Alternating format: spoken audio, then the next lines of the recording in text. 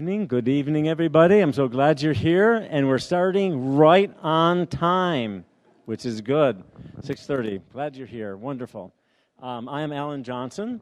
I am part of the Interfaith Network on Mental Illness, which is the organization that is hosting the programs that include this evening. And there was one also this morning with local clergy. About 23 clergy came from all different kind of backgrounds and traditions. And we have another clergy group tomorrow morning as well. But this is our community-wide event. We're so glad that you are here. One of the main impetuses that started this evening is what you've been doing here in Longmont with the community access on mental health. And that came out, I think, a little less than a year ago or so. Anyway, in terms of talking what's happening in mental health issues in this area. And it was clear to us that we wanted to do something here in Longmont. And this is the first time in me being a nonprofit organization, and we're all volunteers, almost all of us doing this. We really wanted to do something that would respond to what was going on in Longmont. And this is the first time in 11 years that we've been in Longmont. So, yay, woo, woo. We're glad. We're very glad to be here that will happen. And there's a couple announcements from Julie about housekeeping things. Yep, come on up, Julie. And then we can continue on. We're so glad you're here looking at our display already. But this is Julie Phillips. Hi. Before we get started, I wanted to just go over a couple of very important and basic housekeeping things to know.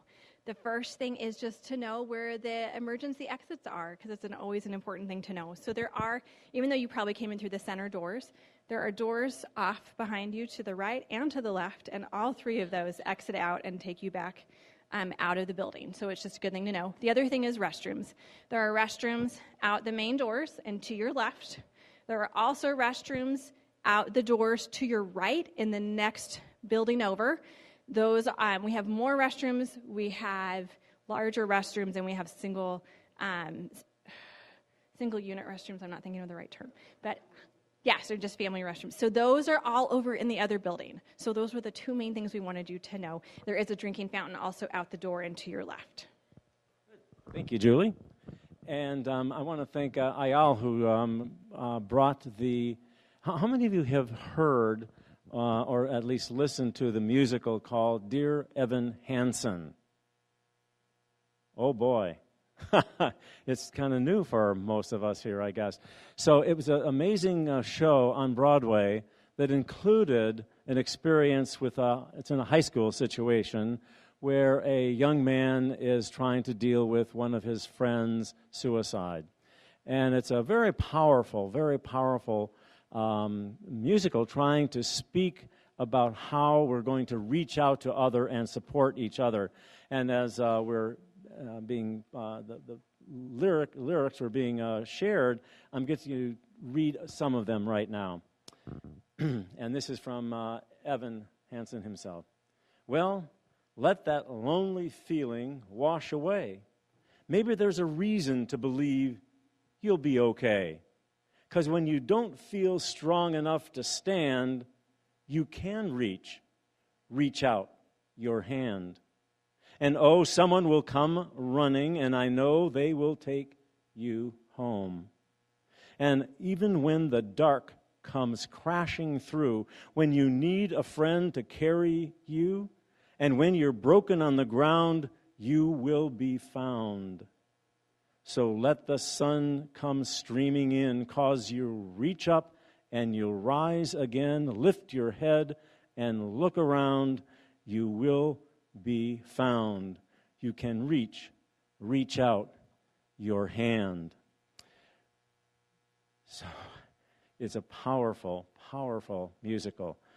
And I want to just, if it's appropriate for you, I would like you to reach out and shake a hand. Just a minute, if that's good for you. Otherwise, you can just nod. That's also good. Or whatever, and just say, glad you're here. That's good. Hello. Hi, Becca. I'm Rachel. That's wonderful. Reach out those hands and form some kind of gathering as a community, which is, we'll hear from our keynote speaker, one of the essential ingredients for most of us is in terms of reaching out and finding community. For some of us, the topic of suicide is very difficult. I was at a meeting last week, and they asked us to turn to a person and say, use the word suicide in a sentence. I turned to this person and could not come up with a sentence. So it's very difficult for some of us to be able to even use the word. How do we talk about it? How do we live with it or have experienced it? So for some of us, it's very hard to talk about. For some of us, we have a family member or a friend or a colleague who ended their life, which is true for me, which is why I got involved in the Interfaith Network myself. And there might be folks who just can't even come this evening because it's still too close to them at this time. So it's good to know that you're here and the variety of ways that bring you here, and think of all those, like the cloud of witnesses that are not here, that also, I hope at some point, would also be able to use the word in a way that can be appropriate and fitting to them. So it is compassionate and healing and hopeful for us to be here. Even since our conversation about suicide might raise some feelings and thoughts and experiences which might be uncomfortable, we wanted you to know that there are two people here who are available throughout the evening if you're willing and want to talk with them about what might be coming up for you or triggering and you're not sure who to talk to or sure. But I'm going to ask those persons to stand. One is Robin Morgan, is in the back over here, and also Ayal Hausfeld, who's over here. So these two persons are willing to just, if you say like, I want to talk, just come over and talk to them. They'll be hanging out here for the evening. So I do want to really thank our sponsors for financial support and moral support. It's very important. But money also is needed on occasion, as you know. So I want to, they're listed in your program, which I hope you have in front of you. But I'd like to have anyone who's part of any of the organizations that I'm about to name to stand in body or spirit as I mention their name. And please hold your raucous applause until they have all been recognized. So our co-sponsors, high category. Our co-sponsors are Immaculate Conception Catholic Church, Windhorse, Hope, continue standing up, please. Thank you. Hope Coalition, and Boulder Valley Unitarian Universalist Fellowship. Those are our co-sponsors. And continue standing. Our supporting sponsors are Atonement Lutheran Church in Boulder, and Supporting Action for Mental Health. Julie, somebody here. And our community sponsors, NAMI Boulder, Congregation B'nai Shalom, First Congregational UCC Boulder, Central Longmont Presbyterian, and Westview Presbyterian Longmont. Now, raucous applause. Thank you so much.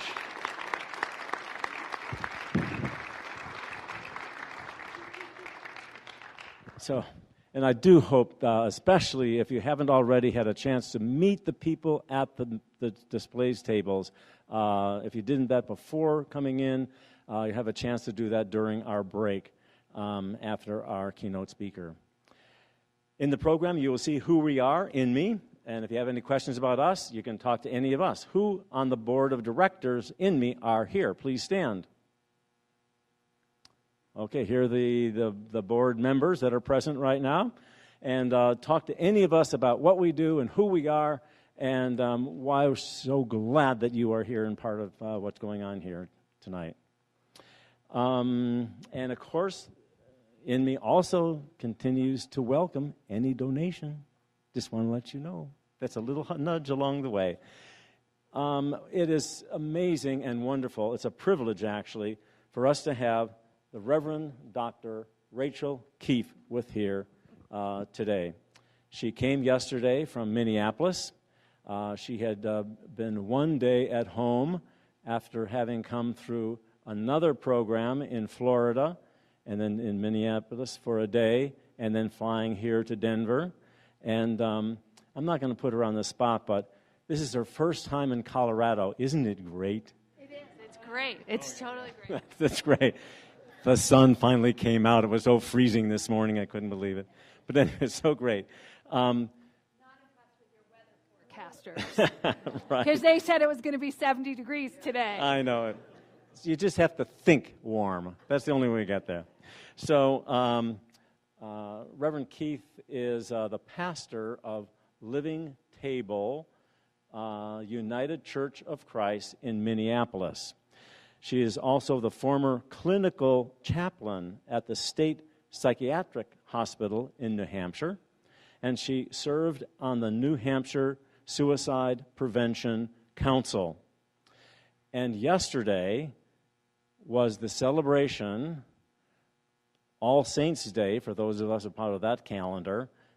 November 1st was Rachel's 25th anniversary of her ordination. And she's here. It was awesome. This is awesome. This is great, great, great. It is a privilege, I got to tell you, a privilege to have Rachel with us tonight. Thank you.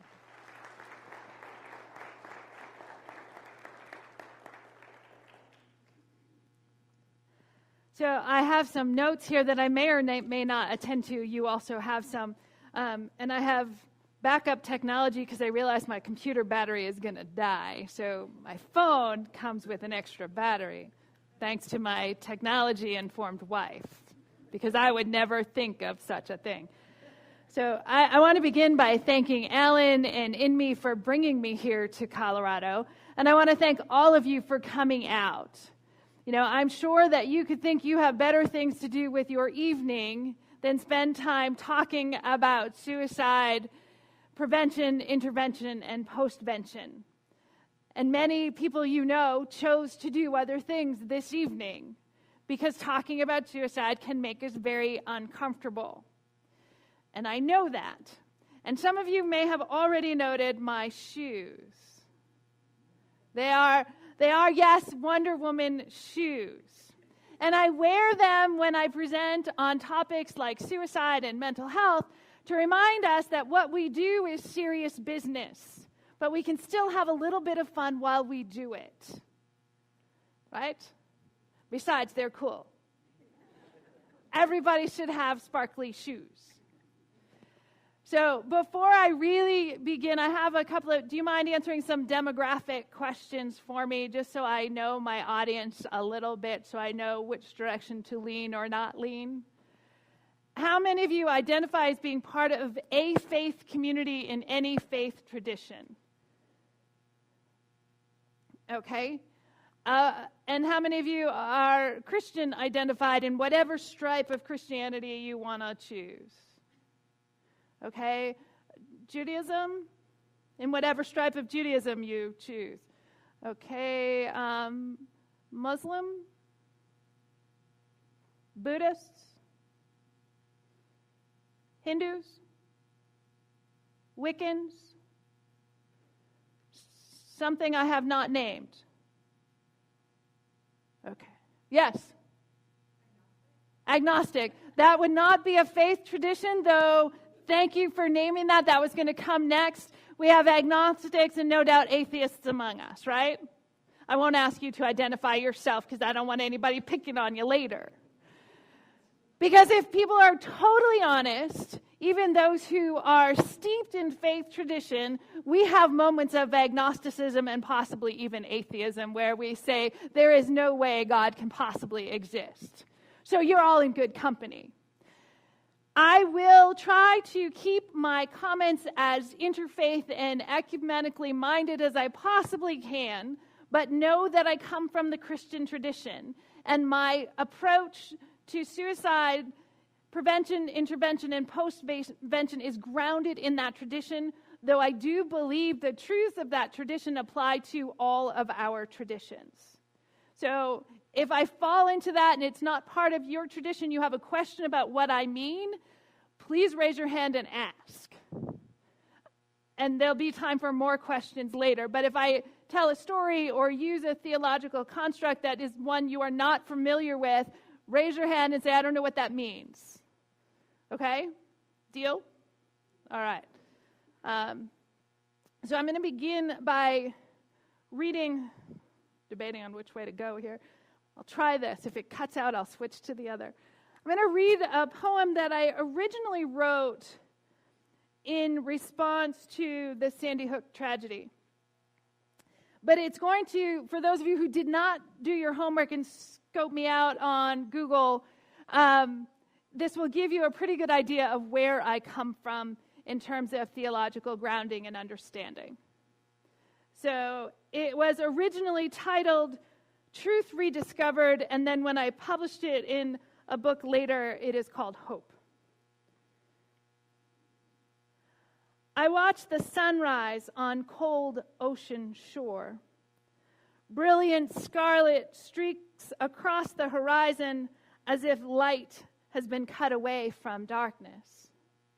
Waves, winds, and the cries of gulls break the turbulent silence of my thoughts. Restless and grieving, sleepless and yearning, I wait for a new day. I cannot make sense of the senseless. War, violence, and gunshots echoing endlessly. Innocents slaughtered, politicians ranting, people divided. This is not good enough.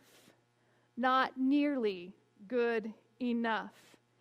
Into the wind I scream the names of God I know. Jesus, Allah, Adonai, Vishnu, and 1,000 more. Can you not hear? Do you not know? Do something. As I stand breathless in anger, the sun bursts out of the red-tinted night, lighting an unexpected moment of stillness. Waves, wind, and gulls whisper words I know. Peace, salam, shalom, shanti, and thousands more. In the light of morning, I know the truth. My hands, my heart, my life are needed to bring sacred love into a shattered world. After a night of wrestling, I go limping into the day with hope reborn. All right. And I like to begin by finding out what you know about suicide. So there are no wrong answers here. So it's what you think you know about suicide. What contributes to it, who's at risk, what you think you know. So who's brave enough to say something out loud?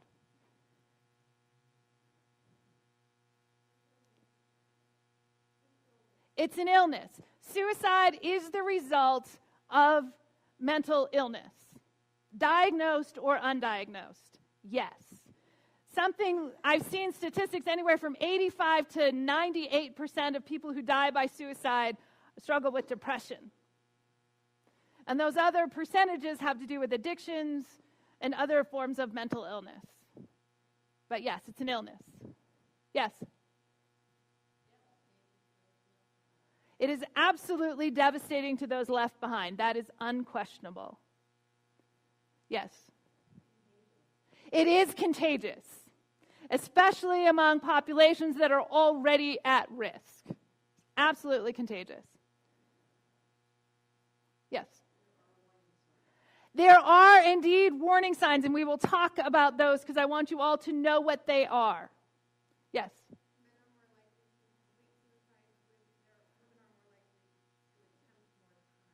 Yes, men die at 3 times the rate by suicide. Women have 25% more episodes of suicidal behavior. And those statistics are a little bit skewed because it's hard to measure exactly, but yes, that is correct. Yes? Yes, LGBTQ youth particularly are at higher risk, but LGBTQ adults are also at higher risk than the general population. Yes? It is preventable in most cases, and it should be 100% preventable, which is why we are here. We talk about suicide so that we get to the point where it will be one day 100% preventable. Right now, that is not the case. Yes.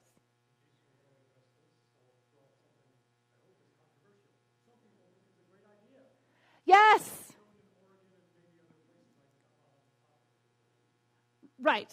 Some people think that suicide is a good idea.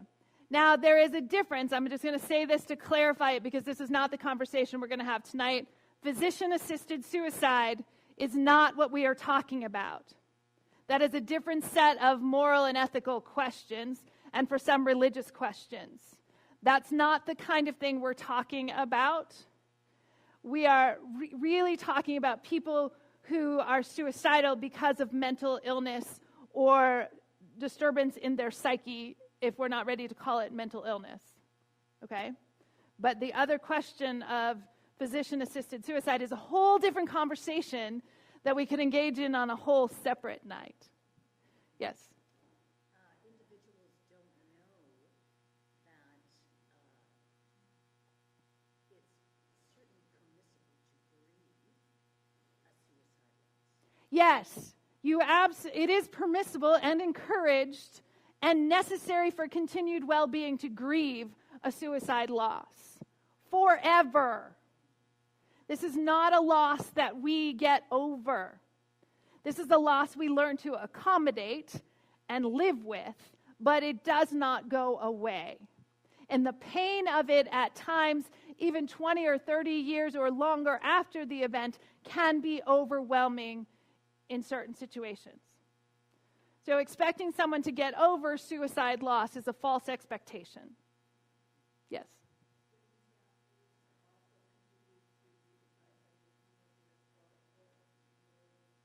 Yes, those all increase the risk factors. And we'll identify some more of those specifically. Yes?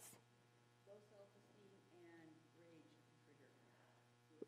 Yes, particularly in combination, those can be lethal. Rage and low self-esteem. And rage can be, particularly in young men, adolescent boys, and some older adult men, if you see an increase in rage, that can be a manifestation of depression. Because it is easier for men, and we're seeing more women doing this, to manifest depression in anger than in sadness. So that's another piece. What else do you think you know? Yes, in the back.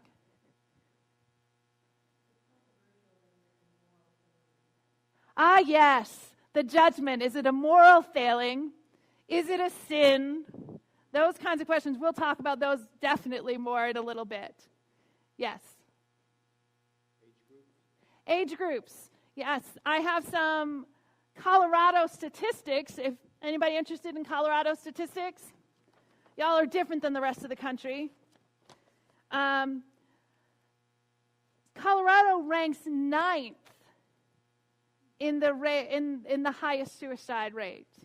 So 9 out of 50 states. That's not good statistics, folks. So I'm glad you're here so we can change those stats. So, and in the country, suicide is the 10th leading cause of death across the lifespan, average. In Colorado, suicide is the 7th leading cause of death. So I don't know what goes on here in Colorado, but we need to change it. And that means, on average, one person dies by suicide every 8 hours in this state. That's not good. So, the really unfortunate statistics. The first leading cause of death for ages 10 to 14. The second leading cause of death for ages 15 to 44. The fourth leading cause of death for ages 45 to 54. The sixth leading cause of death for ages 55 to 64. And the 16th leading cause of death for ages 65 and older. Those are not great statistics. And the suicide rate nationally continues to climb every year since the early 90s, late 80s, depending on whose statistics you look at. Yes? Individuals with an autism spectrum disorder at high risk for suicide and not. That is correct. They are among the higher risk populations just because the people on the autism spectrum have a higher risk because of the way that they process emotions, which is very difficult for them to do. And many people with autism spectrum disorder can only express emotions that have a physical impact. So it's easier to express anger because you can feel that. It is harder to process and express emotions that don't have a physical feeling to go with them if you're on the autism spectrum. Yeah. When I was much younger and had some experience with suicide, it was a matter of great shame, which meant that families couldn't talk openly about the suicide of a loved one, and therefore didn't really have access to some of the healing opportunities that talking about it would bring about. Right. And that is still the case in many places today, that if someone dies by suicide, it is shameful. And we don't talk about it in public. And we don't talk about it in our faith communities. That is often still the case. That is part of the reason we are here. We want to remove the stigma, remove the shame, and bring healing and wholeness and hope. Yes? Yes. The suicide rate in the military and after the military are among the highest. Yes. That's, yes. Yes, that is a factor, particularly for men. Yes. Yep. Go ahead.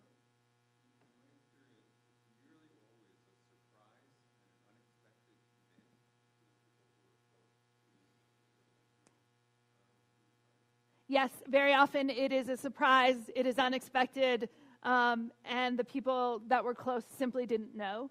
That is true, and we're going to talk about why that is and what we can do so that it doesn't come as a surprise and we can intervene before it gets to suicide. Yes? Unresolved trauma can be precursor to suicide. Yes, people are at high risk with unresolved trauma, with PTSD, with complicated grief. And if a family member has died by suicide, the survivors have a greater risk for generations, not just the immediate generation, but for generations to come because of the way systems hold on to trauma and secrets. Sometimes suicide gestures are a cry for help that never get answered. Yes. Yes. If someone engages in suicidal behavior, they're not doing it for attention. That is the myth. If someone engages in suicidal behavior or says they are going to kill themselves, they need help now, not later. We're going to talk about that too, because I don't want anybody to dismiss it when somebody says, I'm going to kill myself, or has engaged in suicidal behavior, because that is also an indicator that they will do it again, partly because of our language. We don't talk about suicide in language that promotes health. We are trying to, those of us in the field are trying to change the language. You know, people talk about committing suicide, successful suicide, attempted suicide, failed attempt at suicide. That language implies judgment. And to be perfectly honest, suicide is something we want people to fail at. But if you're suicidal and you do not kill yourself, you do not succeed in suicide, what are you going to do the next time? Try harder. We don't want to do that. So we are changing the language from committed suicide, attempted suicide, successful, failed, whatever, to someone dies by suicide, or make it a verb and say someone suicided. Right? Because it removes the value judgment. When I talk about people who attempt suicide, I talk about engaging in suicidal behavior. Because it names the behavior, removes the judgment. You with me? Safe messaging is important in minimizing risk around suicide. I saw a hand, yes. Oh, children younger than 5 can kill themselves. Yes. It is not common, but it can happen. When I worked at the state hospital, we had children as young as 3 admitted for suicidal behavior. It happens. That is a serious indicator that something is not right in that family. Because children don't usually manifest symptoms of mental illness that young. But family systems manifest symptoms of mental illness when a child is that young. Yes? It's kind of funny because so many psychiatric hospitals or units or whatever, people that are on suicide watch and stuff, and they take all these safety precautions. If a person is determined enough to kill themselves, they will find their way even in restraints in the hospital to do so. So a hospital situation is not going to remedy or remove the intent. Yes and no. Yes, I hear what you're saying, and I know there's truth in it. However, we need to do whatever we can do to keep someone alive long enough to build hope. So we don't have a better way right now.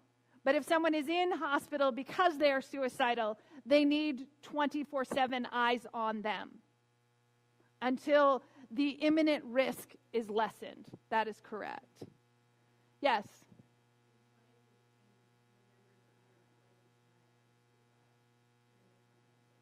That is correct.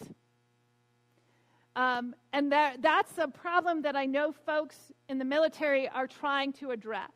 I've worked with chaplains in the military, and I've worked with some psychologists who provide support for military personnel to try to change the way military addresses the warning signs that someone is suicidal. Because part of it is the military has become less concerned about who they accept into the military. There's less screening.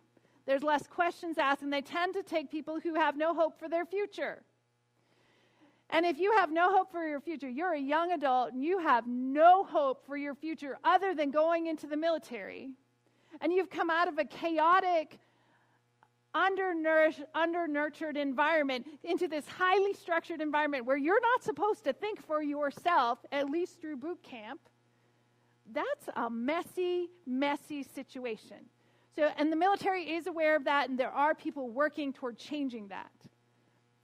How that can be, I don't know. That's not my field of expertise, but yes.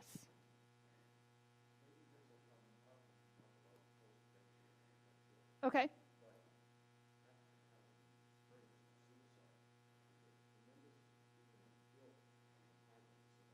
Yes.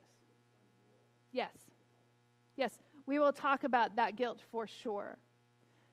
Yes, one more.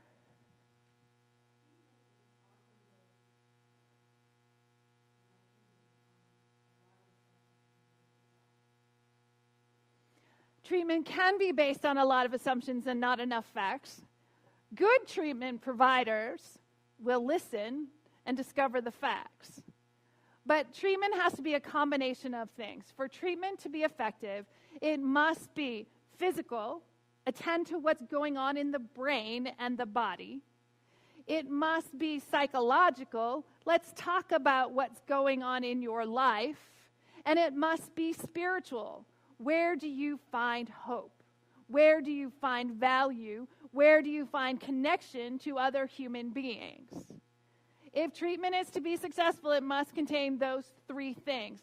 Problem is, 2 of those things are often addressed, and the third is not, because faith communities are really horrible at talking about mental health in general and suicidality in particular. And that's why we're here.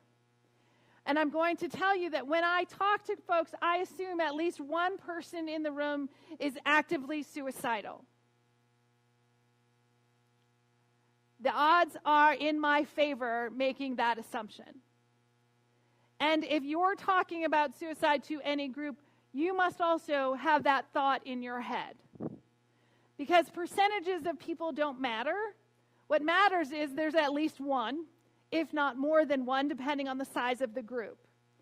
So that means that we need to be mindful about our language. We need to be mindful about how we respond to the questions and the concerns and the whole issue. So I try to do that, knowing that some of you may be at greater risk right now. And I don't want that on my conscience. The other thing is to keep in mind that talking about suicide will not make someone do it. That is an old myth that you can throw out right now. The best tool you have for prevention is asking the question. If you are concerned about someone's safety and well-being, the best thing you can do is walk up to them and saying, you know what, I'm concerned. You don't seem yourself lately. Are you thinking about harming yourself? Are you thinking about killing yourself? Are you thinking about suicide? Whatever version of that question, ask it. Yes?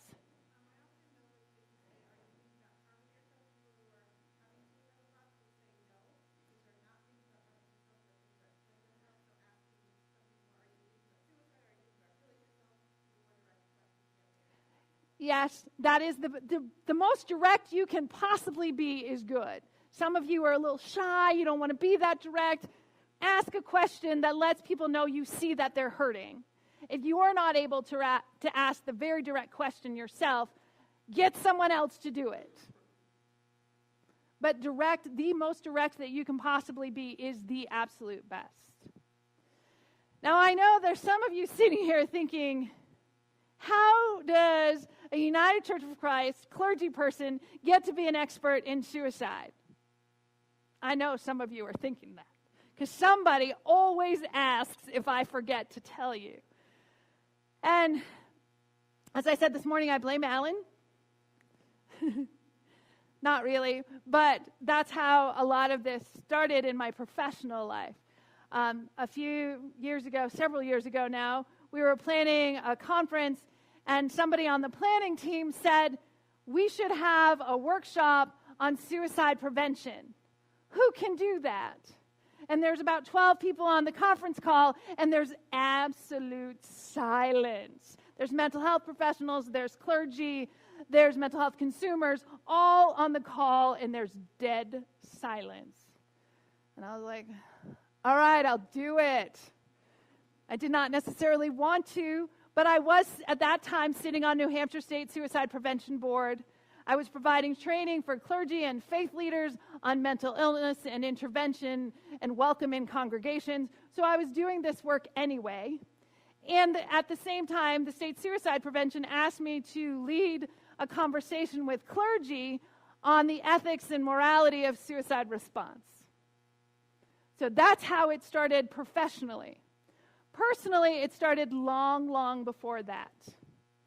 When I was 15, I engaged in suicidal behavior, serious suicidal behavior.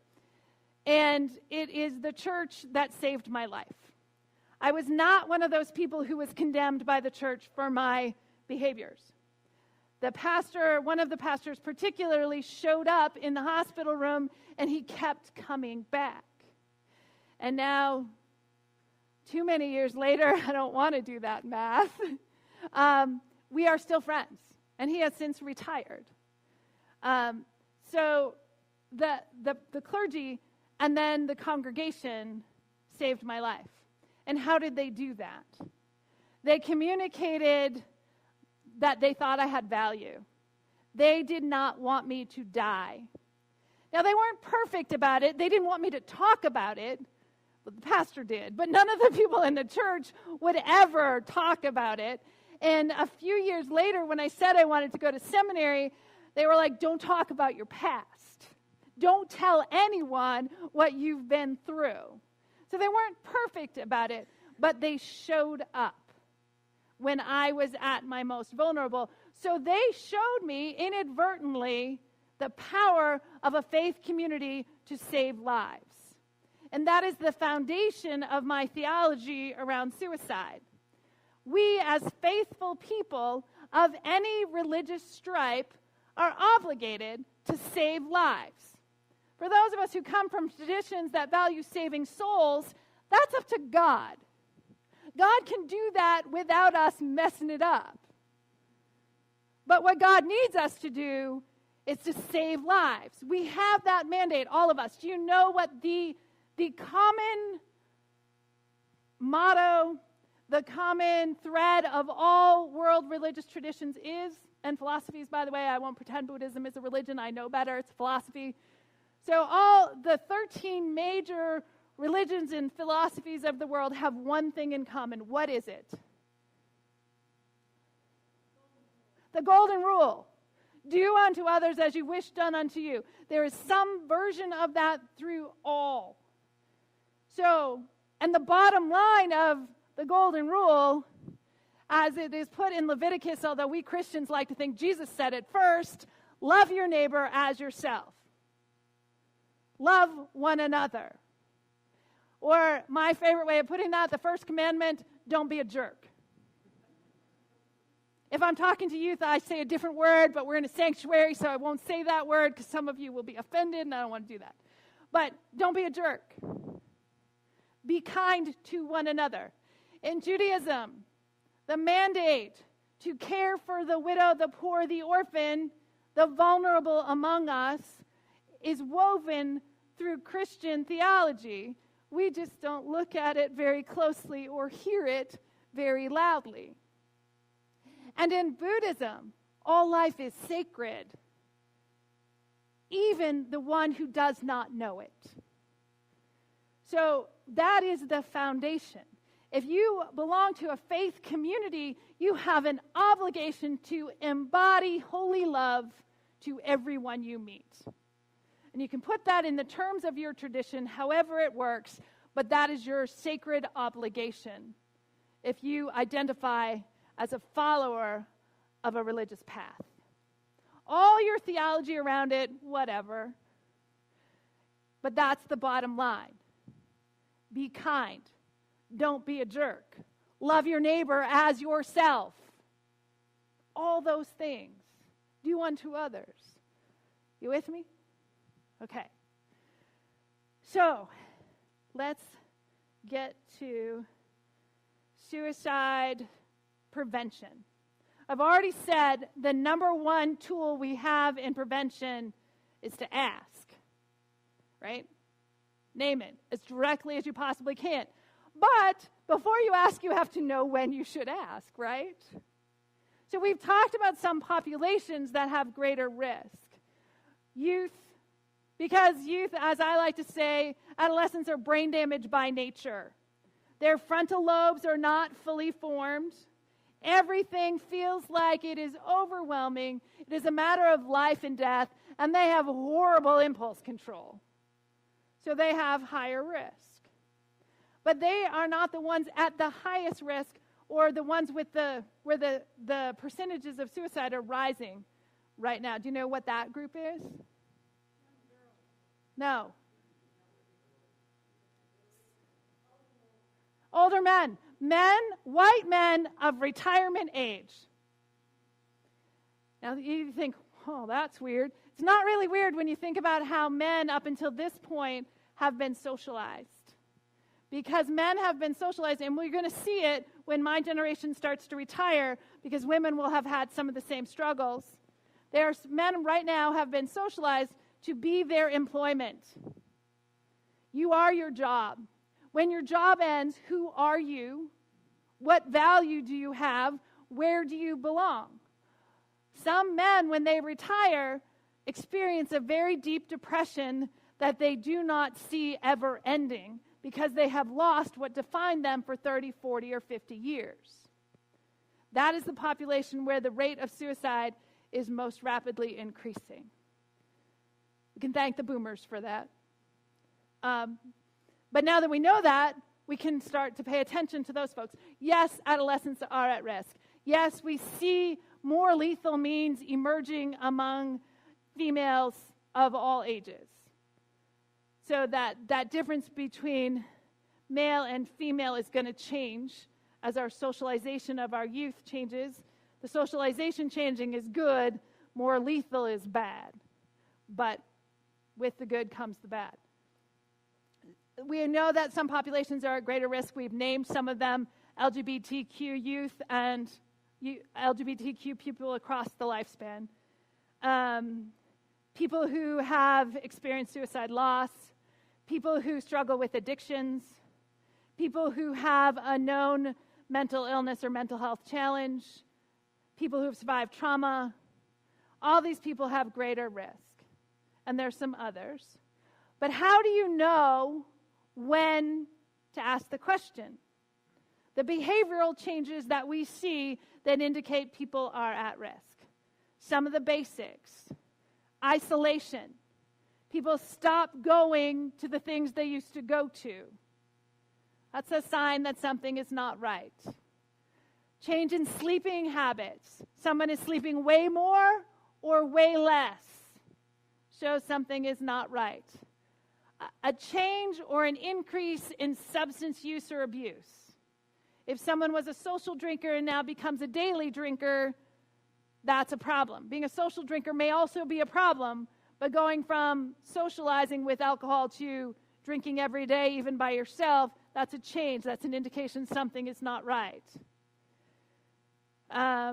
Giving away your possessions. That's a classic. An email or a phone call out of the blue that just called to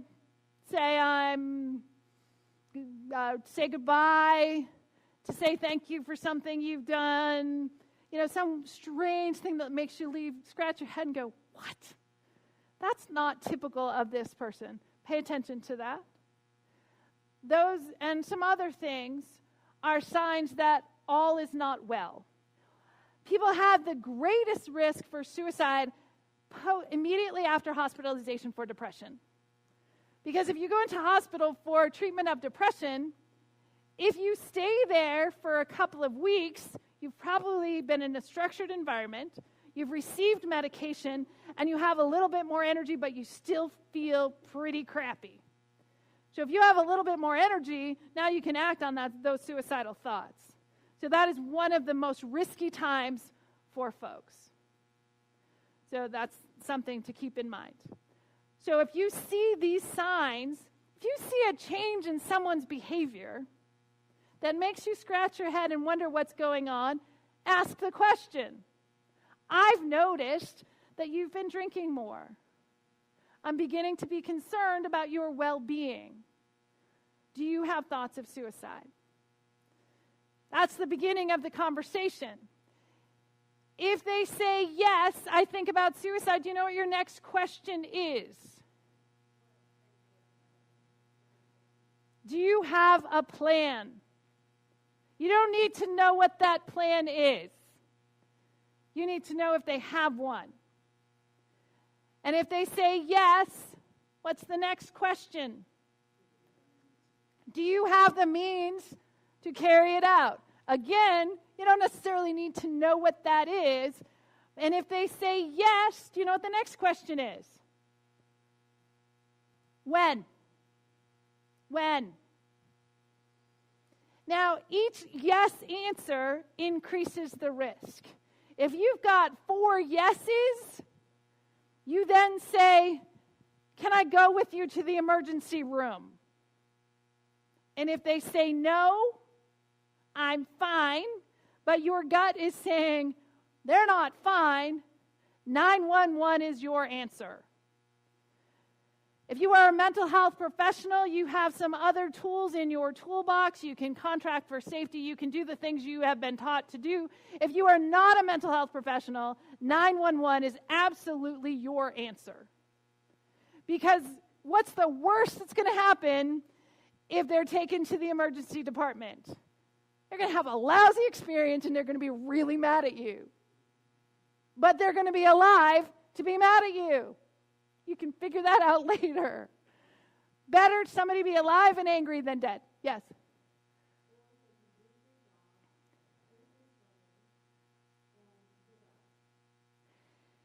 Hopefully it does not get to that point. Well, if those happen as a result of the trip to the emergency room, that is another thing, another reason why we are here.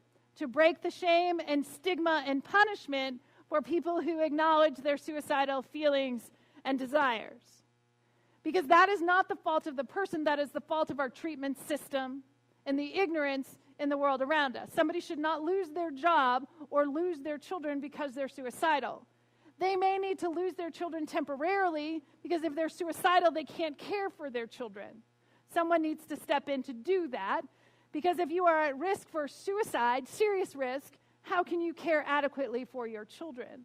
But should that be permanent? No, not if you get treatment.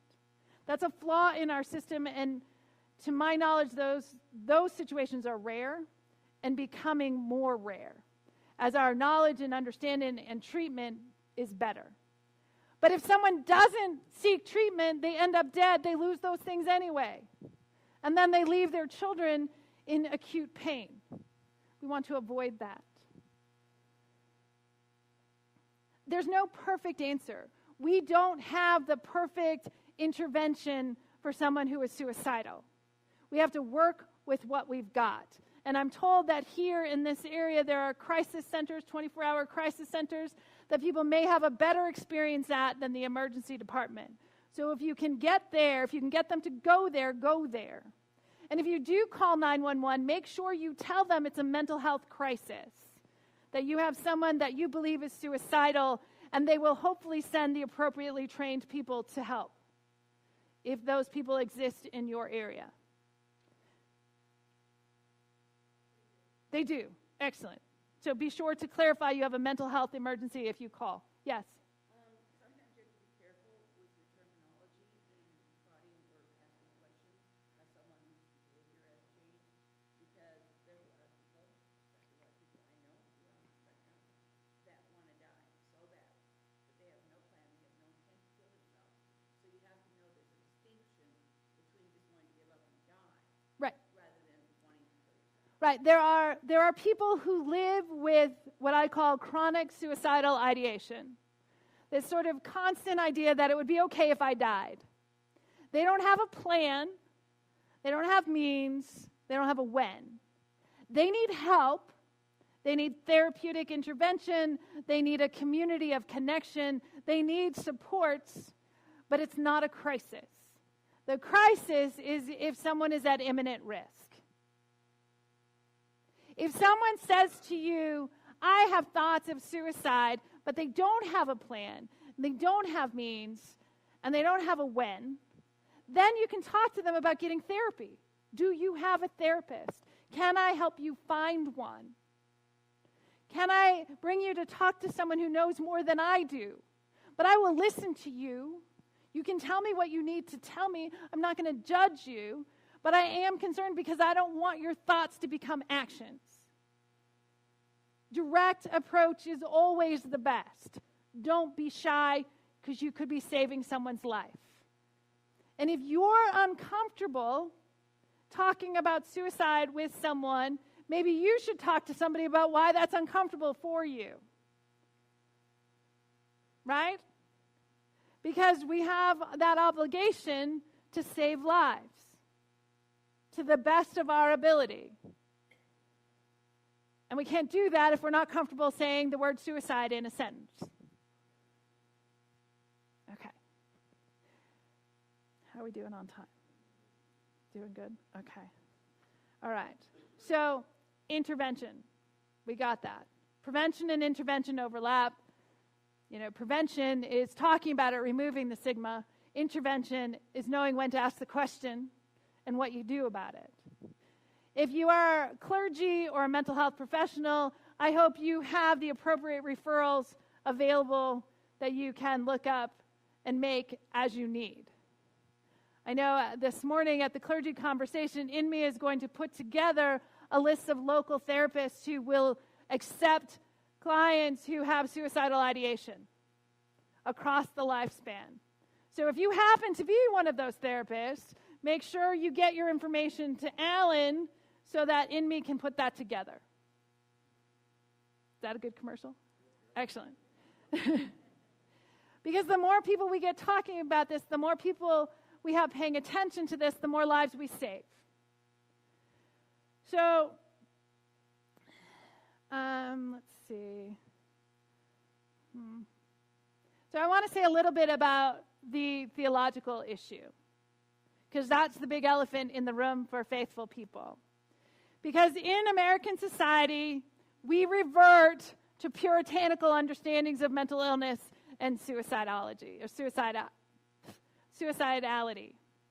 So we assume, what are the basics that we're taught about mental illness when it comes from a faith perspective? Pray it away. Yes. Pray it away. Yep. That you're weak. Yes. What else? There's more. Come on, somebody say it. You're going to hell. Yep. Even if you don't believe in hell, you're going there. Yep. This is what our puritanical influences have done to our thinking about mental illness and suicidality. You're condemned. It's your fault. Surely, if you had the willpower, you could get better. Because depression just goes away if you put your mind to it. That works. You can ignore schizophrenia if you are so desiring. And surely you will be the one person that God decides to zap clear of mental illness. No, none of that. But that's what we're taught. And even if we don't believe that stuff, that is kind of our default. Even if we've worked really hard to develop our theology and our understanding of the sacred in the world, we revert to that immediately. So we are going to take that away. And I'm going to start by saying, whatever your theology around suicide, it does not matter one iota. I don't care what your personal belief about God's response to suicide is. Because whatever it is, if you say it in the wrong moment at the wrong time, you're going to contribute to somebody's death. Because no matter what side, if you're on the conservative side and you say you're going to hell, that increases some people's risk factor. If you're on the progressive side and you're saying God loves you, God will forgive your suicide, then you've increased somebody else's risk factor. So now you're thinking, oh, that's lovely. Now what do I do, right? What do I say? This is my answer to that question. God is not a fan of suicide. The Holy One who made you, who gave you life, is not a fan of you giving it back. So let's figure out another way for you to deal with the pain that you're in that might be more pleasing to the God who made you. Right? That makes sense, doesn't it? It's not easy to get there, but let me tell you why you must get there.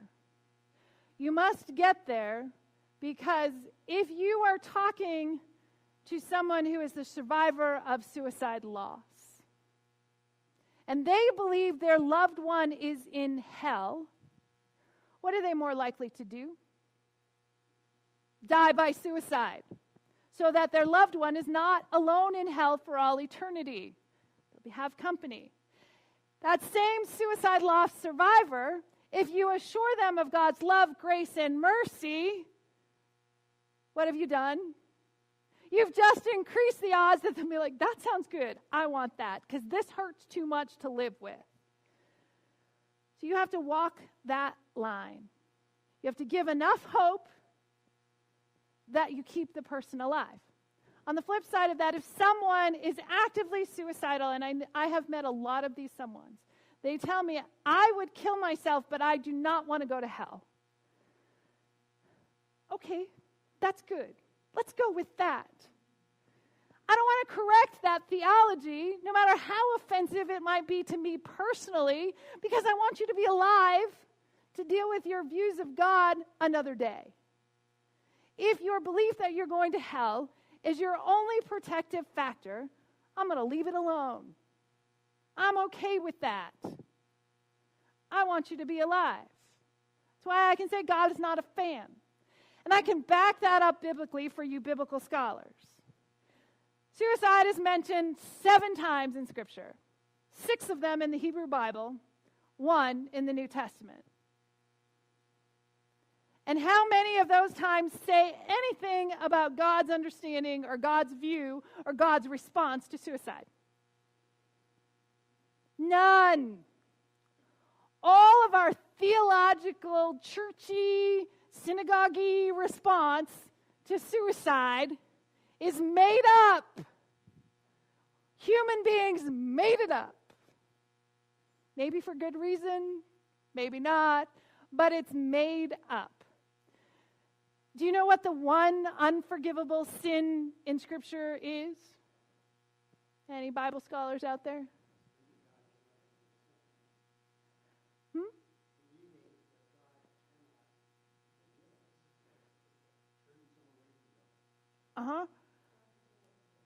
The one that is named in the Christian Bible, in the New Testament, is blasphemy against the Holy Spirit. Anybody want to tell me what that is? I have no idea. I honestly have no idea what that is. Lots of things I would consider blasphemy. I'm not sure God really cares all that much. So, suicide, is that the unforgivable sin that condemns someone to hell? I don't know. But I don't think so. But I don't know. Yeah.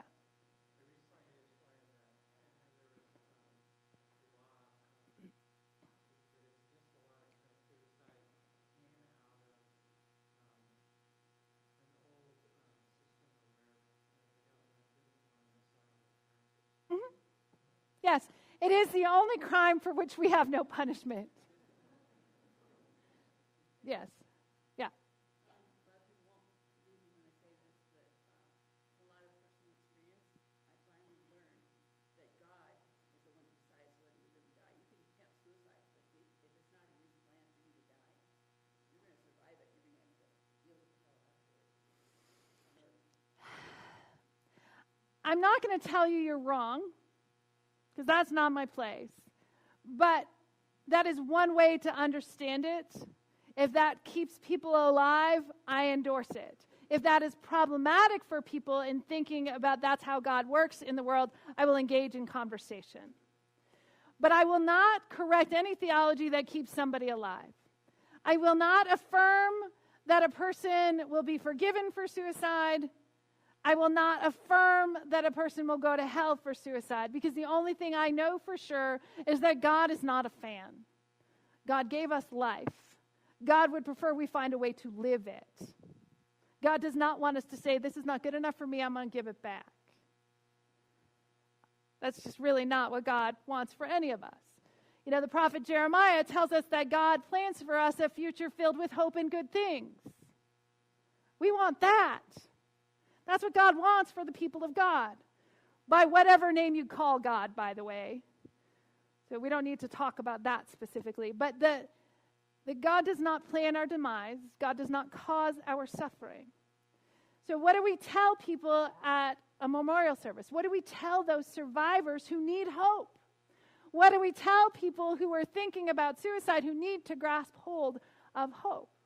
1, find yourself a community. Community is the greatest unmet spiritual need of modern times. We are disconnected from one another. We do not have places where we feel known, valued, and belong. We need that desperately. So find a community. If you're not ready for a faith community, find a book club, find a painting class, find a discussion group, find a support group. I don't care what it is. Find a community. If you build relationships in that community, it's going to open up deeper questions for you, and then you can explore a faith community. I know a lot of people who have come to faith through AA groups because that's what they do.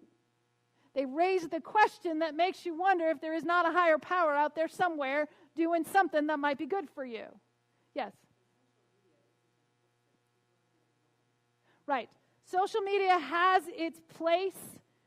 If you're like me and move around a lot, It's great because your friends can sit in your living room with you and you can feel connected, but it does not take the place of face-to-face conversation. It does not take the place of actual experiencing human touch from another live, in-person human being. Social media can help, but it cannot resolve the problem.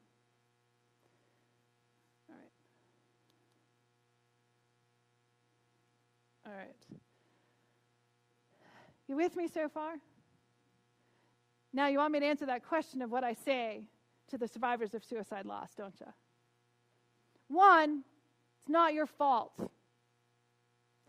If I had known, if only, I wish, I should have, not your fault.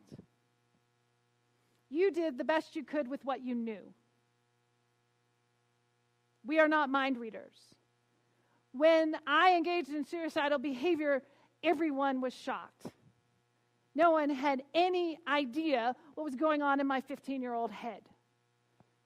Because I didn't tell anyone.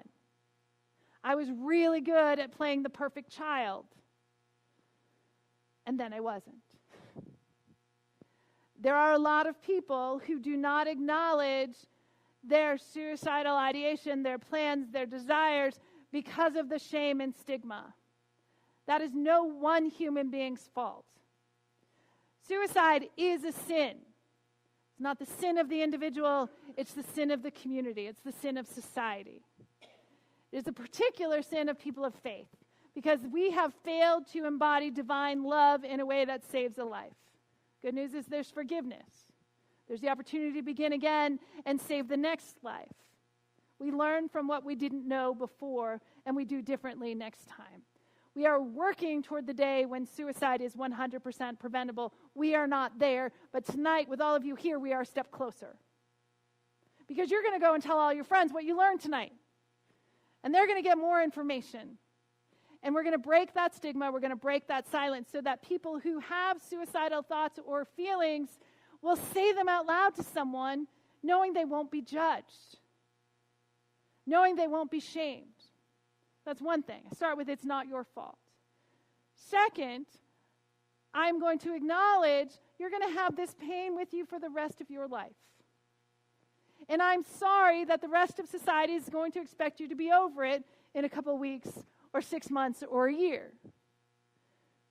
Talk to your Jewish friends. They do grief better than the rest of us. But still, we don't make room for grief in life.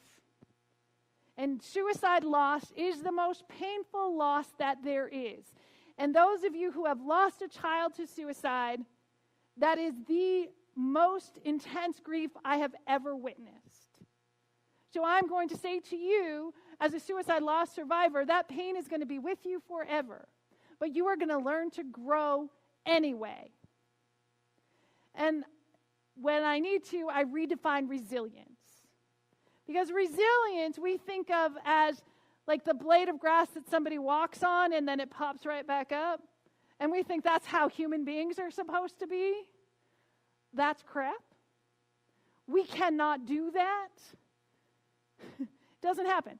Any of you ever heard of Chippewa trees? No? I learned about this when I lived in Wisconsin for a summer at a camp called Chippewa Bay. Right? Because Chippewa Indians were in that area. And what the Chippewa tribe used to do when they went hunting is they would find a sapling and they would tie it to the ground. So it was bent over so they could find their way back to wherever they came from and then back to the hunting grounds later. And over years, decades, centuries, these trees grew bent over. The one going into Chippewa Bay grew bent over such that you could drive a school bus underneath. But it was still a tree, alive and beautiful and flourishing. It was just bent over. That's what suicide grief does to us. It bends us over. And we need to learn to grow differently. And we need to get the rest of society to acknowledge that resilience is living anyway, not living the same way. Not just with suicide loss, but with all kinds of things. We need to redefine resilience. If you have survived suicide loss, you're among the strongest persons on the planet. And don't let anyone tell you otherwise. And don't let anyone tell you you should be over that grief by now. That was 8 years ago. That was 10 years ago. That was 20 years ago. Why are you still talking about it? Because I can't wrap my head and my heart and my spirit around it. That's why. And you shouldn't have to bear it alone. We should break the silence, the shame, and the stigma so you can talk about it without judgment. Because it's a huge loss that none of us can really understand. And on that note, I believe it's time for a break. Yeah. Okay. Group, so I'm going to ask them and answer them. One is, how do you support the supporters of people who are struggling with suicide? One is talk about it. Acknowledge it. I always give the example, how many of you in your faith communities have a period of time where people raise prayer requests out loud in the service? It's a common practice, right? Yes. So you will know that you have created safe space to talk about suicide when somebody raises their hand in the middle of worship service and says, please pray for me, I'm struggling with thoughts of suicide, and the whole congregation doesn't go, ugh! Right? And they have appropriate supports afterward. That's the kind of space we're seeking to create. It's the kind of space that can say to someone, how are you doing? I know that you have a child that is struggling with suicide. I know that you work in a field with people who are suicidal. How are you doing? Ask them, support them, encourage them. We're here for one another. We don't get through this life without one another. Talk about it, name it, claim it. So that's the simple answer to the complicated question. Yes? I have a question with that, and that is, say for instance you don't do that in your congregation out loud. How could you have the person who leads the worship put that in a prayer or something else? Your worship leaders should routinely be naming people who struggle with suicide and mental health in their pastoral prayers. And if they're not, and it's not you, ask them to. If it's you, do it. Nothing bad is going to happen, I promise. Except you're going to have a lot of people saying, thank you. Thank you. Thank you. So do it. And ask your clergy or worship leaders to do it. Yes. There is a group tomorrow, clergy, and being with Rachel, and she has this morning, she will address this with the clergy group. If you do have a clergy person or faith leader in your community, and you don't know about the coffee tomorrow, there's an invitation on the table in the back. 9 o'clock at Immaculate Conception Catholic Church in Lafayette. 9 o'clock. Free good coffee. And more conversation with me. I mean, that's not a bad way to start your day. Okay, and the other question was resources for suicide loss survivors. Apparently, here in this area, there is not an active support group. There are resources online. You can get to them one of two ways. One, on that handout that you got that has my little picture on it, says email me if you want resources. I will email you a list of online resources that are accessible from anywhere for your particular group, for people who are struggling with suicide, survivors of suicide loss. Yes? Along those lines, there's National Survivors Day, November 18th, Yes. and the Veterans Memorial Hospital in Denver at 9th and Paramount is going to have a Survivors Day. Okay. And although it's at the Veterans Hospital, it is not open for that. Okay, that was going to be my second statement. I know, the only organization I know that really works with that network is the Connect Project in New Hampshire. If you Google the Connect Project, they will have a whole page for suicide loss survivors that will connect you into what's available in your area. They have national lists of activities like that one. Yes?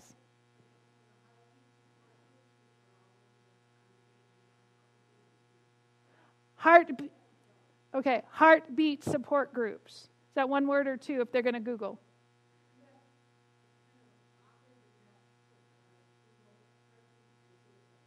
So Google heartbeat and suicide and you'll get that information. Yes. Yes. Yes, they have excellent resources. They would be on my list that I would send you. They were always my first stop, but they have great stuff. There's a lot of good stuff on the internet, and there's a lot of bad stuff on the internet. So be wary of what you find. But ASFP, you can't go wrong. Okay, now it's your turn. Questions?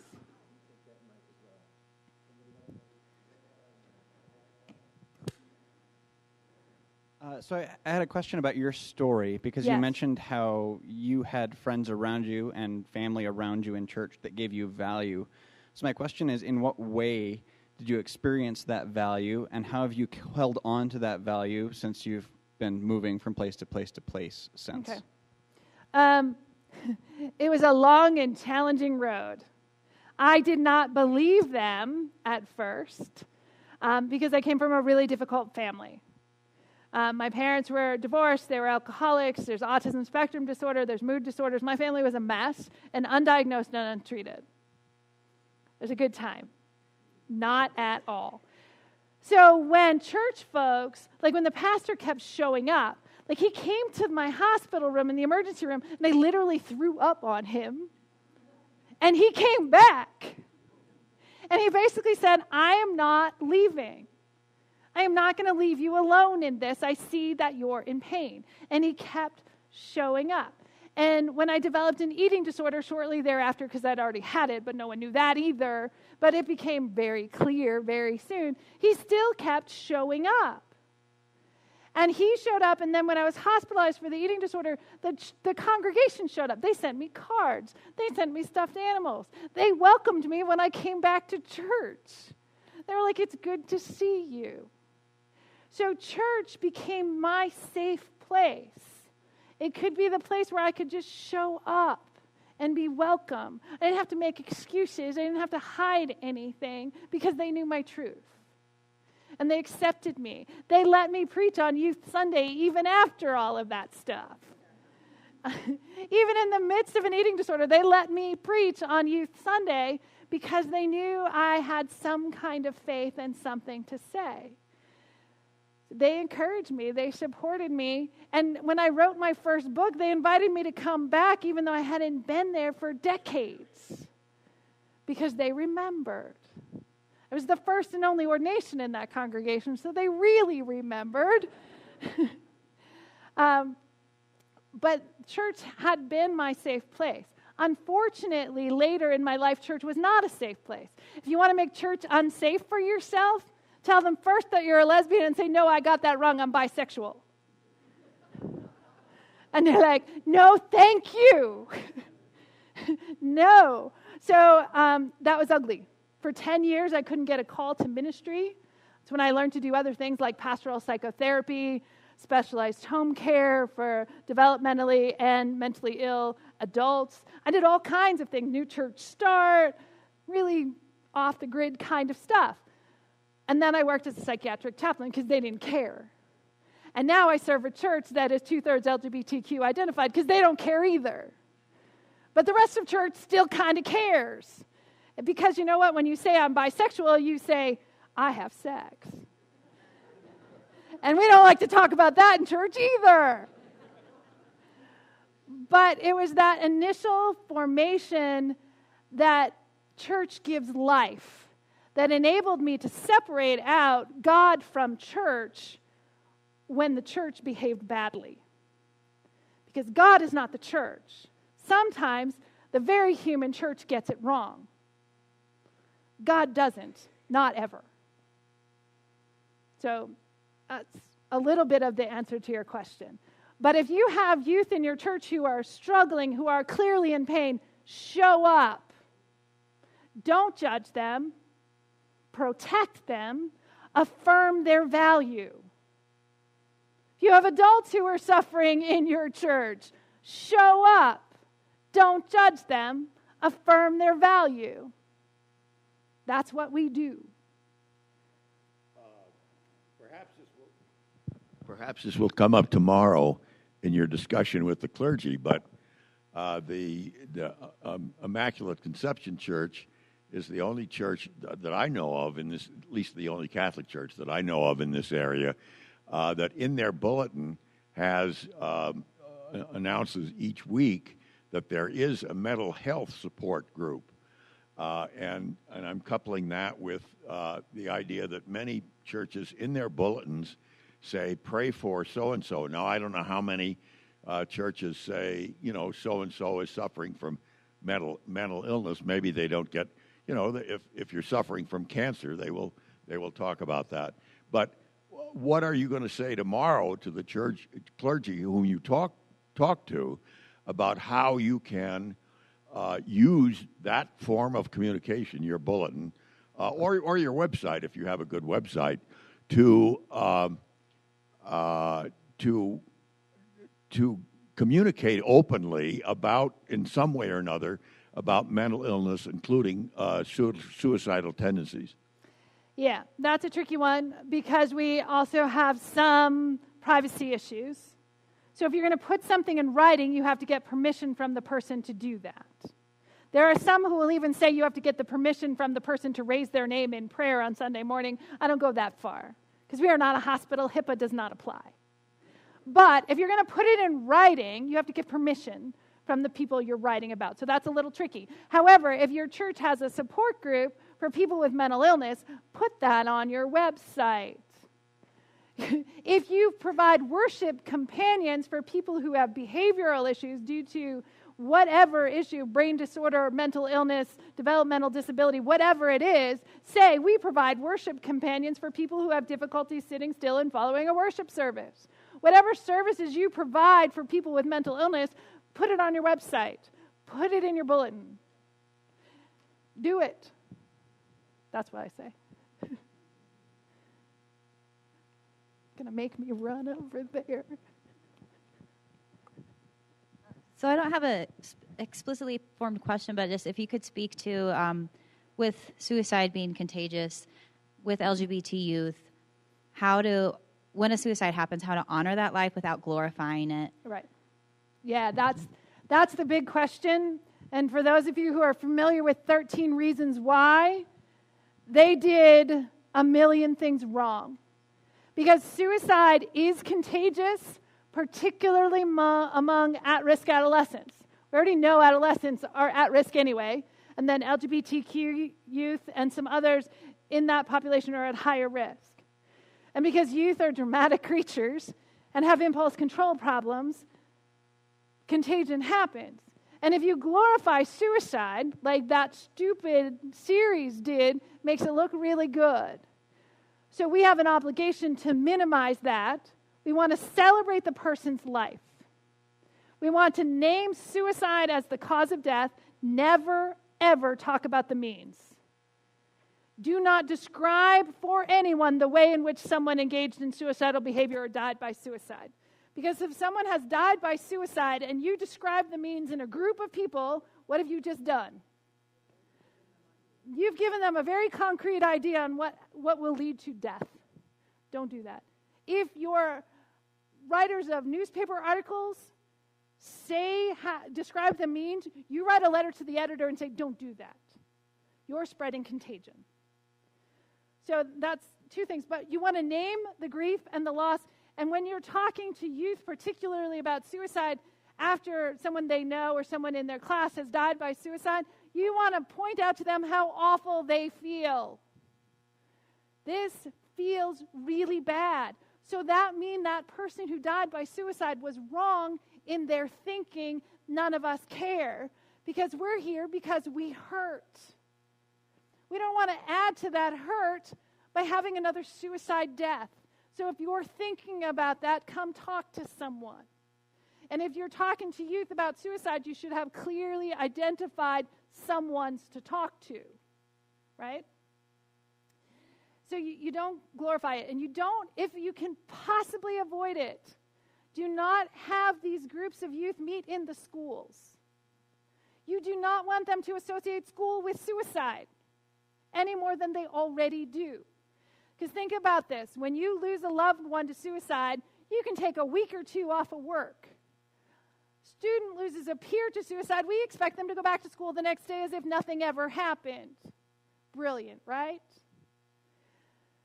We need to make it a safe place, which means their processing of the suicide loss should be outside of school, which means it should be in a faith community. Our churches and synagogues have the largest gathering space, right?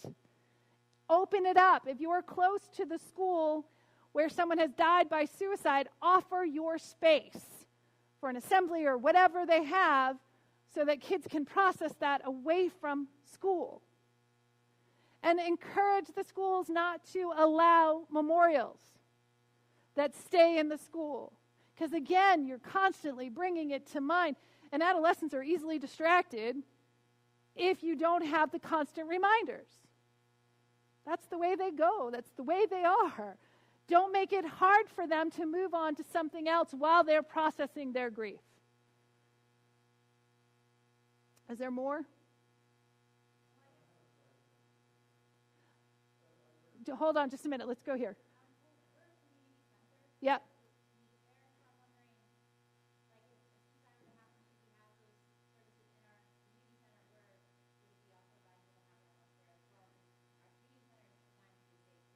Right. So you might, it depends. You know your clientele. If it would be helpful to have the memorial in the community center because that feels safe, because you have an at-risk population, do that. If you think they would feel safe enough in another location, do that. So it's know your population. Yes, clarifying question over here. Yeah, hi. So I do suicide prevention work in the schools with kids, but I do it individually. Now, there are times when there is a tragedy where they do debriefing, and this can happen in any number of ways. Like a high school a couple miles from my house had a bomb threat, and they did debriefing for a lot of kids that were, anxious and shook up by that. So doing debriefing kind of interventions are what Boulder Valley schools do all the time, depending on what the crisis was, right? Debriefing in the school setting or in the community center setting is fine because you're naming what happened. You're letting them know there's resources. If there's going to be more than debriefing, if there's going to be groups that are invited to process this, if you're having trouble letting this go and you need to talk about it more, we're going to create this safe space for you. If you're talking about memorial services, do not have those in the school if you can at all avoid it. I've done it because sometimes that's the largest gathering place there is the high school auditorium. And 1,000 people are going to come, and we don't have churches, generally speaking, that hold 1,000 people. Sometimes you have to do it, but be careful when you do. But a debriefing that names the issue, that provides resources, do that. But if it's going to be ongoing processing, do that elsewhere. Is that? Yeah, and so I just want to be clear about, having groups, because then you can also identify the kids that are most at risk of having that contagion or being suicidal risks, and then refer them out to their own individual therapy. Right. But if they're, say it's someone on the basketball team who dies by suicide, you don't necessarily want the basketball team processing their grief in the locker room. You want them to have a safe place that is not connected to their activity to process that. That's all I'm saying, is that you may need to have a processing place in a different place after the initial debriefing, because I know there's assemblies that say, this is what happened, this is what we know, these are the people you can talk to. But beyond that, we need safe space for kids to process that and to have memorial services that are appropriate. I know there's more questions.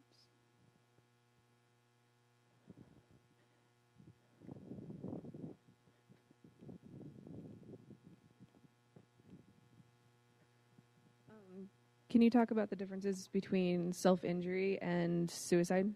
Yes, that is a common question.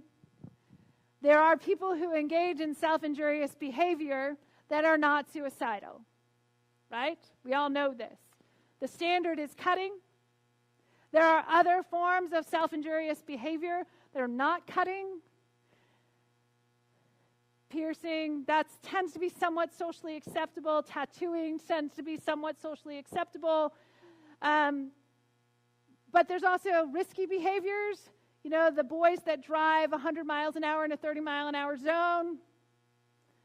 There's an area of risky behavior that is intended to release pain without causing death. To get an adrenaline rush that does not cause death. Now, sometimes those behaviors result in death, or there's complications from those behaviors that result in death. But the intent is to release pain. Those folks need counseling. They need accompaniment through the pain. They need someone to recognize they are in pain. And they need the same supports that someone who struggles with suicidality is. I see you. I see that you're in pain. And you belong in a community that loves and cares about you. But there is a difference. Do not panic if someone you know engages in self-harming behavior. Do not panic. Do not ignore it. Find the appropriate resources to get them the supports they need so that they can find healthier, more effective coping. Now, I will also tell you that it is a very difficult cycle to break because we can offer nothing that gives the same immediate release. We have to teach people patience. The release comes, but not so immediately. But I could talk about that for a long time. But don't panic if one of your kids turns out to be a cutter or engages in some other self-harm. But do get them help. Do not ignore it. Could I ask you a follow-up question on that? Is there a connection in some cases between cutting and then going further into suicidal activity? Of course. People who engage in self-harming behavior who do not get the treatment they need engage in more and more risky behavior to get that same sense of release. It's like alcoholism. You know, at first it only takes a drink or two until you feel all chill and relaxed. Next thing you know, it takes a bottle or two. It's the same with self-harming behaviors. Untreated, it will grow worse and puts that person at risk, even if they're still saying, I don't want to die. What I hear often is, I don't want to die, but I need to do this so that I feel physical pain because I cannot deal with this emotional pain. And I need to do it more and more often to get the rush that maybe once every 3 days used to do for me. So don't ignore it because it can escalate. But don't panic.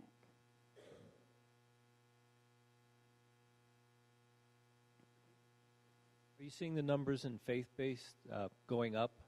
The reason I ask that, because my world right now has been kind of people that have been ingrained growing up in their faith are starting to talk about it and accomplish it. I have not seen a difference between faith and no faith in terms of suicidality. What has happened is that people who have some faith might be more willing to acknowledge the suicidal thoughts before it escalates. But there are no boundaries. Depression, mental illness knows no boundaries. Child abuse and trauma knows no boundaries. The things that contribute to suicidality are not confined to atheists or Christians or Jews or Buddhists or whomever all else. Crosses all racial, ethnic, faith, cultural barriers there are. So no, there's no increase. What we do know to combat that is people who are active in a faith community have better health outcomes across the boards. They recover more quickly from illness. They recover more quickly from depression. They are more likely to quit smoking. They will live longer. There's some really good evidence for people with this faith-based connection. And no, we don't know why that is, because there's too many things we cannot control for. But those of us who study these things hold on to that. People who are connected and active in faith-based communities have better health outcomes across the board. It's a good reason to boost our attendance to our faith-based communities. You'll live longer.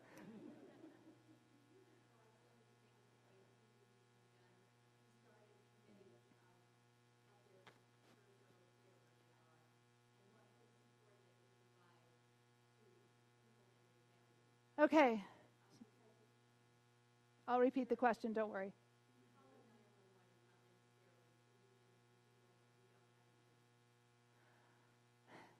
Right? A faith community cannot take the responsibility for keeping someone alive. Let me say that first off. We cannot take that responsibility. While it is our job to do everything we can to keep someone alive, we can't take that on. We are not equipped. However, that is not to say we can't provide supports. And there are many churches, more and more, that have support groups for people with mental illness.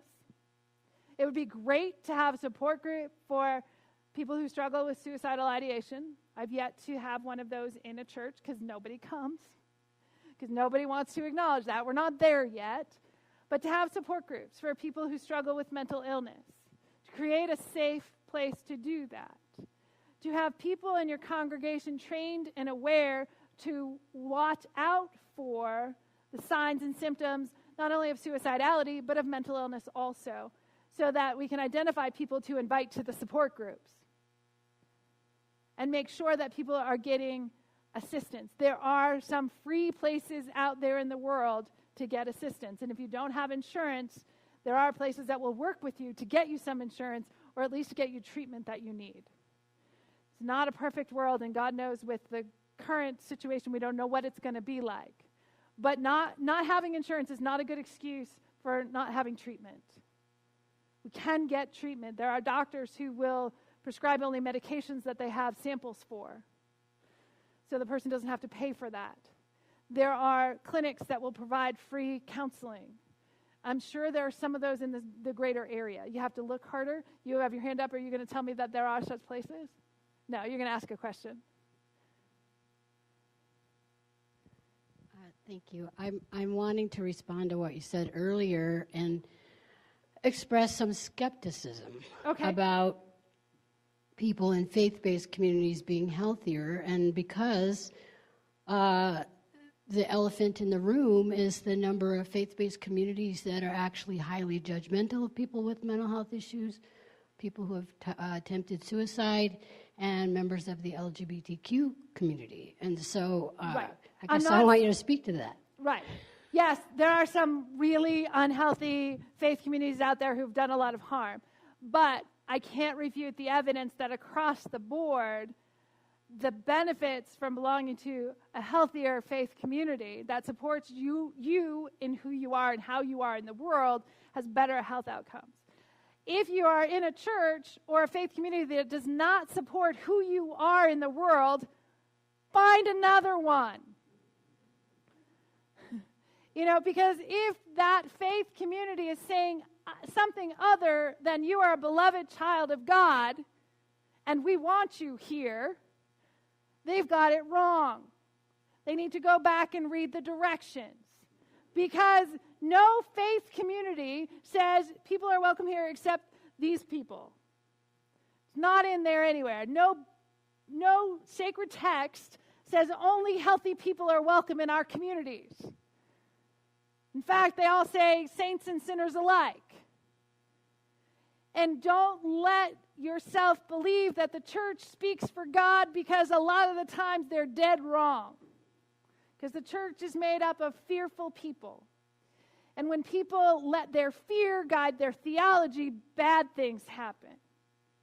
When people let love guide their theology, good things happen. Lives are changed, whatever your faith tradition is. And as you can tell, I am not a rule follower. If you show up at my church and you tell me you're an atheist, I say, fine, you can come in, just don't argue with our theology. when you say, I don't believe in God. That's fine. Take what works for you, because God believes in you. People show up. They're welcome. I'm not going to tell you what you need to believe, but I'm going to tell you that if your belief system is causing you harm, find a new one. There is no sacred entity that is going to tell you that you suck. There is no sacred being that is going to tell you that you're not good enough. So if your faith community is giving you that message, go to a different one. Please. Please do. Let's stop supporting the ones that preach hate in the name of divine love. We can agree on that. Is she preaching it? Is she preaching it? That's preaching it. All right. So hang on. Sorry. You put a microphone in the hand of a preacher. What do you expect? And you have two of them right now as I have well. two, It's amazing. yes. So, okay. Last question is very, very simple. And I think Al is going to go to the next. We have the next question up there. The last one, actually, because this is going to be just on your own, taking a little time, just kind of thinking about what you're about to see up there, which is really, what might you do differently, or what action steps might you take? But before We're you almost answer there. that question, we have a commercial break.